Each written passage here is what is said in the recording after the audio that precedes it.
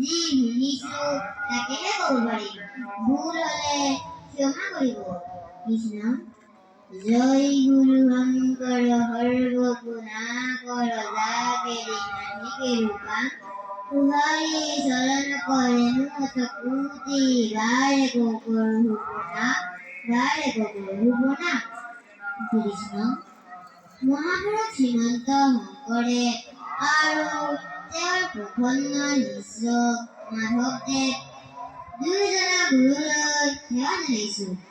এই পৰম গুৰু দুজনাই যি অমৃতময় বাণী গোটেই জগততে বিলাই দিলে তাৰ মহিমাৰ কথা কৈ কেতিয়াও শেষ কৰিব নোৱাৰি। ভগৱন্তৰ নামত যে ইমান শক্তি আছে এই জয়বিখন স্থলীৰ পৰাই গম পোৱা যায়। লাখ লাখ ভকত সমবেত হৈছে। আমি নিজৰ সন্তানক পুৱা গধূলি নামঘৰত সেৱা কৰিব শিকাব লাগিব। তেতিয়াহে সেই সন্তানে আমাকো সেৱা কৰিব। যিসকল ব্যক্তিয়ে ভগৱান আৰু আদৰ্শ ব্যক্তিসকলক ভাল চিন্তা কৰে সেই ব্যক্তিসকলক কিন্তু আমি বেয়া দৃষ্টিৰে চাওঁ। কাৰণ আমি ভাল মানুহসকলক বেয়া ব্যৱহাৰ কৰোঁ। যৌৱনত কাউৰীও সুন্দৰী হয়, শাওনত নদীও কুমাৰী হয়। ক্ষমতা থাকিলে মিছা কথাও বাণী হয়, টকা থাকিলে মূৰ্খ জ্ঞানী হয়। কিন্তু সঁচা কথা কেতিয়াও লুকাই নাথাকে।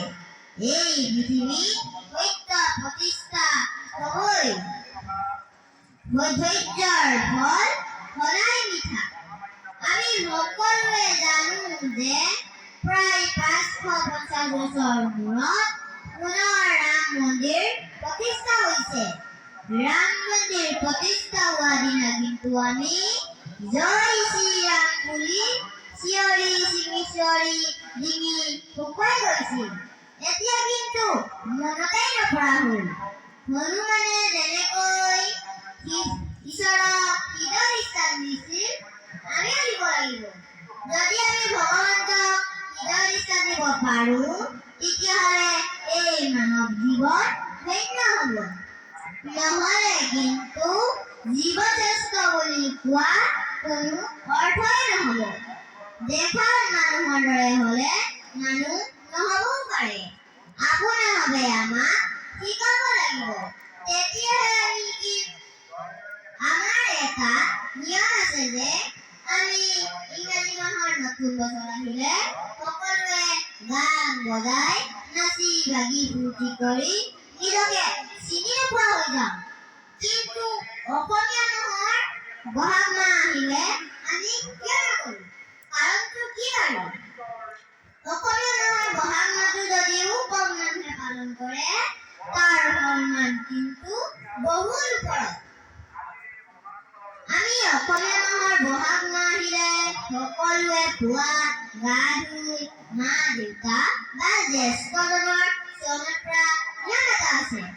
আৰু ইংৰাজী মাহৰ নতুন বছৰ আহিলে আমি কিবা অলপ খাই ফালৰ পৰা নিয়ম এটা আছে। হয়নে বাৰু কথাটো?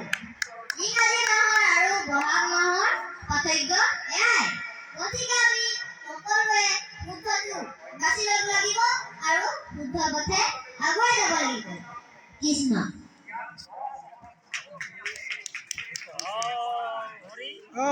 হৰি